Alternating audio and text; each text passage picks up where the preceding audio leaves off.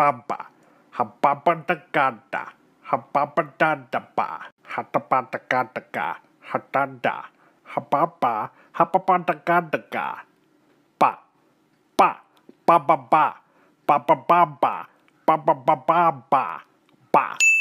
Welcome to another episode of Halo Wars. Today we are going to give some smurfs what they fucking deserve. These guys, nobody knows who they are, but they've been smurfing on a team together.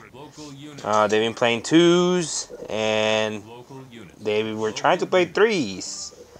And I got a message from Tiny Shoe. He said, "Hey, I need some help, bud." And these guys, Super E and Big Eagle Player, were on the other team, and they had T-Sat, aka another Smurf that's actually Captain Cutter, even though he says it's not. On our team, you're gonna have Tiny Shoe playing as Anders, Dilbert playing as a Brute, and myself playing as the Arbiter. This game is going to be a good showcase. That's why sometimes I like to go Temple second defense or Temple second offense. Just Temple second as the Arbiter instead of Temple third. As you can see, I went Temple second, and I am going to scout the teleporter. Usually I like my UNSC to scout, like to pick up that crate behind my base and scout.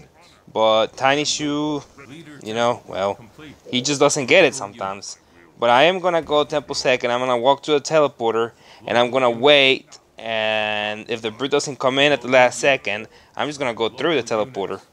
I'm going to upgrade a pad right away. A while back, Thought Elm and I, we ran a test on the difference between Temple 3rd and Temple 2nd. Now, Temple 3rd, as long as you upgrade both pads right away, is the best eco that you can have. And Temple 2nd, and if you upgrade the pad right away, like the difference is very small. It's only a 40 supply difference. Temple 1st is terrible on your eco, by the way, just in case you don't know. So some people like going Temple 1st, and I guess you have more money to build an extra grunt. I just don't like making myself broke like that. And as you can see, their Brute went Temple 2nd, walk down the ramp. Like, what the hell is this guy thinking? Temple 2nd, walk down the ramp. He has no respect for us. And I think we need to show them some respect this game.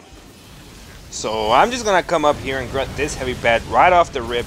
Unfortunately, for some reason, Dilbert's Brutes sort of like walked down the ramp, and he didn't pour them right away. So he should have been able to get the deny on that pad. Like that's like a must, especially considering where that Brute queued that pad coming up.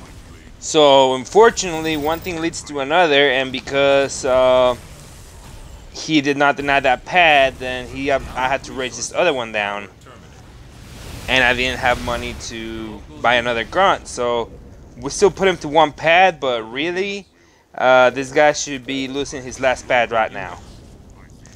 I'm not exactly sure what happened to Dilbert. I feel like his attack should have been a little bit stronger. As you can see, Yellow's gonna push up to Tiny Shoe, and it was looking bad for Tiny Shoe, but he got it together, and he put up a good defense, and he didn't kill all of Yellow's Warhogs, but then he made Yellow run away, and Dilbert's gonna recall and get an amazing vortex on the Warhogs.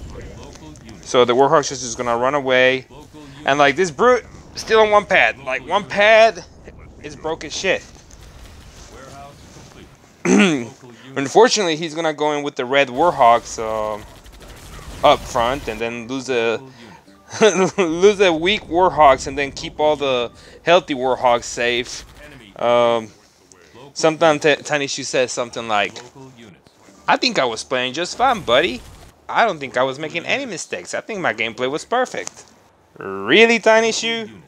Your gameplay was perfect? Okay. By the way, I think Tiny Shoe is a man. I don't know. Just gonna rip on him a little bit, I think it's funny. Anyway, I digress. I want to talk about some of the other stuff that's been going on this couple of weeks. First of all, we had the big rematch, Orca versus Phantom.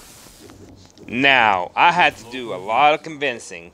Phantom didn't want to play it, and Orca didn't want to play it. So we started the challenge from the beginning, And Phantom got the dub. Phantom won 4-3. It was a really close challenge. And he became a 46-3. So Phantom is a 46-3. So now some people have problems with me giving Phantom a 46. But I did make a decision to give him the rating that he thought he was, and he played a challenge, and the rules are if you win your challenge, you go up. If somebody has a problem with that, well, they can challenge Phantom. Or if they think that their rating is too low, they can challenge somebody else. The thing about the tier list is that it is a self-correcting system. A harmony of mathematical precision. Now, I gotta give props. I'm not sure if either Dilbert or Tiny Shoe. They told me to go deny the summit, or they told me the Arbiter had just gotten Citadel. So I'm gonna go ahead and go over there and try to deny the summit. And I was about to. I raced it a couple of times. I was gonna finish it off with Fiendish. Unfortunately, the Warhawks are gonna come on in, and they are going to D-bomb and kill me. Now, this is how you know that these guys are good. I don't know who they are, but they gotta be good, because not anybody can do this right here. I can pull this off sometimes, but most of the time I cannot.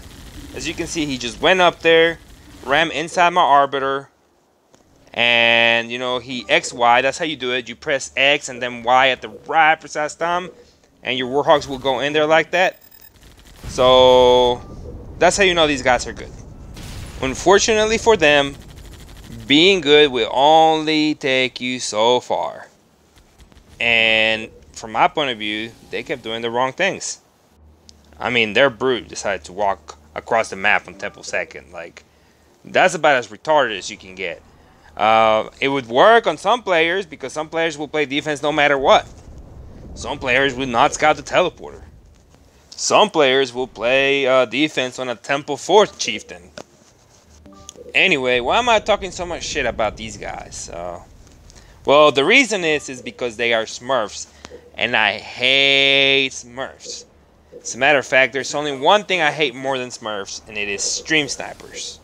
Stream snipers are the lowest of the low. Smurfs are a very close second, because smurfs will smurf you. They know who you are, they know how you play, but you don't know how they play.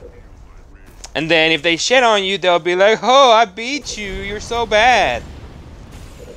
Now, as you remember, I wasn't able to kill that summit, so here's some annoying ass Banshees. Their brutes coming back up, and we just lost a half of our Warhawks to the Arbiter, so we're not looking too hot. Just about the only thing we got going for us right now is that our brute is pushing up with a big ass haul. Anyway, let's talk about some other developments of the Halo Wars community.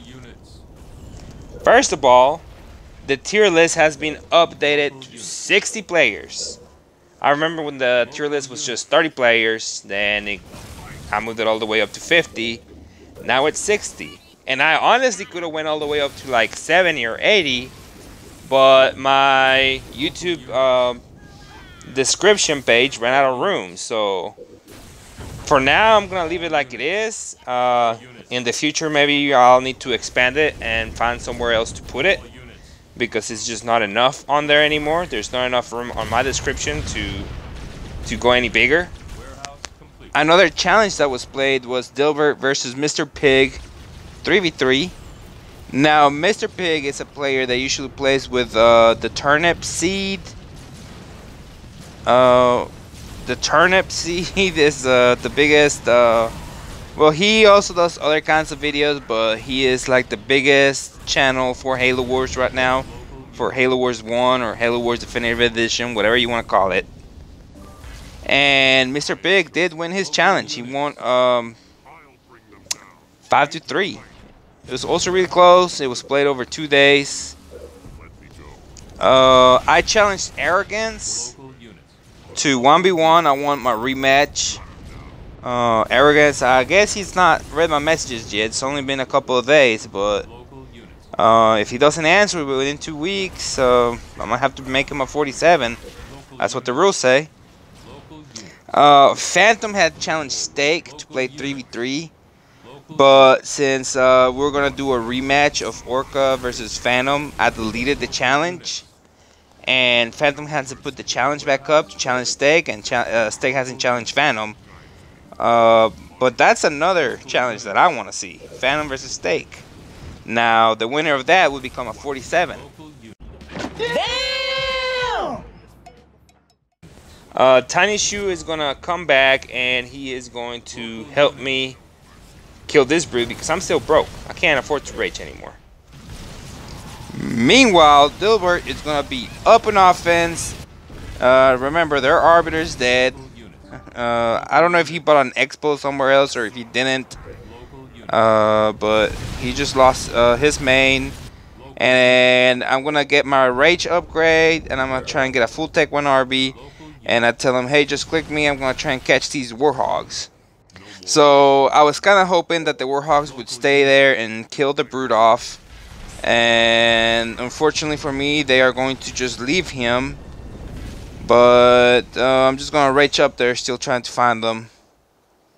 Now, if you look at the mini map, you're gonna see there's a little red dot in the middle of the map. That is one brute or one grunt that Dilbert had.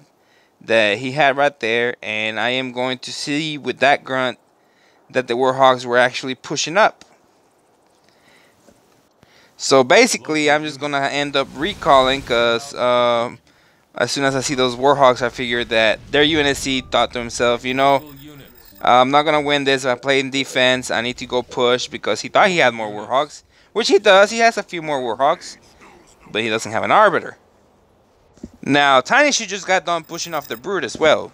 So we are going to get together and we are going to find Yellow's warhogs together.